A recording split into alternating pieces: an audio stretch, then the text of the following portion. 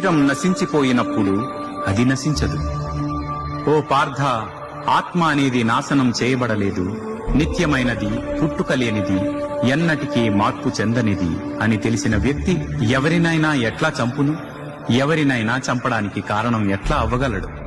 ఎలాగైతే మానవుడు జీర్ణమైపోయిన పాత బట్టలను త్యజించి కొత్త బట్టలను ధరించునో, అదే విధముగా మరణ సమయములో జీవాత్మ పాత శరీరమును వీడి కొత్త శరీరమును స్వీకరించును.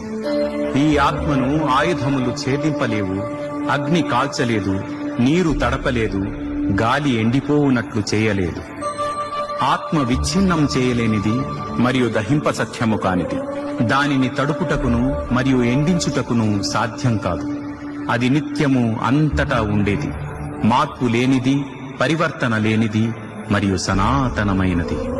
ఆత్మ అనేది అవ్యక్తమైనది, ఊహాతీతమైనది మరియు మార్పు లేనిది.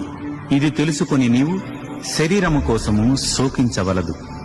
కాని ఒకవేళ నీవు ఆత్మ పదే పదే జనన మరణములకు లోనవుతుంది అని అనుకున్నా సరే, ఓ మహాబాహువులు కలవాడా, ఇలా శోకించుట తగదు. పుట్టిన వానికి మరణము తప్పదు, మరియు మరణించిన వానికి మరల పుట్టుక తప్పదు. కాబట్టి ఈ అనివార్యమైన దానికోసం నీవు శోకించవద్దు.